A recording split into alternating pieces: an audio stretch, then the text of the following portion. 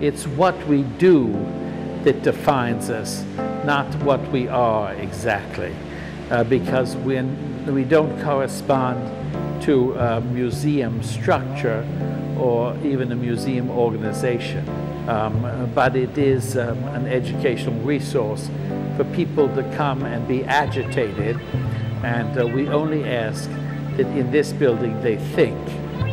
Miami Beach is a community that is very much focused on design and bodies. As you know from walking around the beach, people here are very self-conscious about how they look and how they present themselves.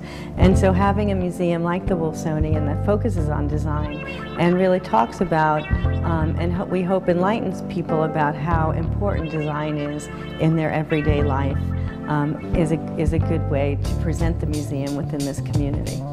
The focus of the Wolfsonian is really human behavior, not art. It explains the motivation and the ambition of 7 linguistic areas of the world. And we believe that language and the word aren't as truthful as the object that man makes in reflecting how man wants to be viewed and seen. The museum has, almost by default, I suppose, selected the wrestler as its icon, as its mascot.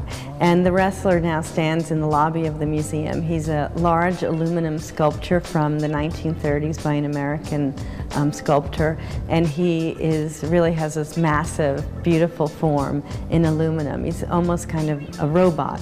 And he was exhibited at MoMA in 1930 and at the Los Angeles Olympics in 1932. So he really does fit in with the idea of the new man and this really geometric, powerful body that emerges at the beginning of the 20th century.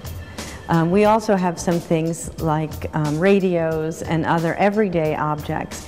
And I'm actually standing in a gallery, this is our 7th floor gallery, where the chandeliers and the ceiling are from an automobile showroom from downtown Miami from the late 1920s. And the design of the ceiling incorporates the steering wheel and the tire of a car into a design that's really a Mediterranean revival style. So you have this conflation of the past and the modern.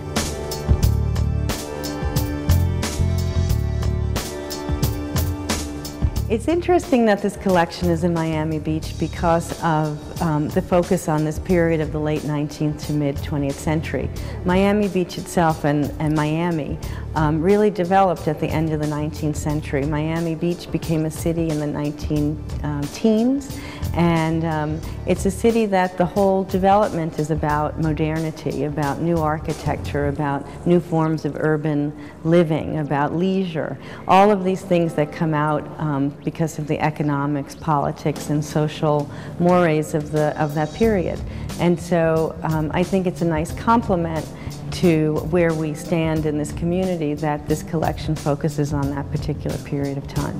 So this is a pioneer experiment in a pioneering city with a pioneering mentality. So it's as good a place as any. It's a struggle because this wouldn't be easy anywhere, but why not here, where people are less set in their ways or less conditioned by a classical canon. The Wolfsonian has a very strong political propaganda collection, and we see that under the broad rubric of graphic design. And so when we look at political propaganda, we look at how the designers, the propagandists, use certain strategies and techniques to convey their messages persuasively. So one of the ways we've done it here is to group things according to the strategy. For example, the idea of joining the bandwagon, and so people look like they're having fun and enjoying something, and so you want to also participate. Or else the idea of calling people names or denigrating others so that you separate yourself from the enemy.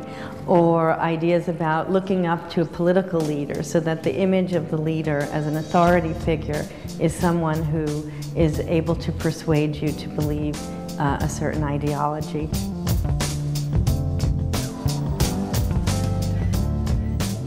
I get a tremendous kick out of it, and it amuses the hell out of me because it's fun. If you write a novel, I think it must be very similar. If you will, I gave the language or the alphabet, and they've made the language, a language of Wolfsonian objects, if you will, and they all tell a narrative. I'm only interested in art that tells a tale, not art for art's sake, but art in function of ideas.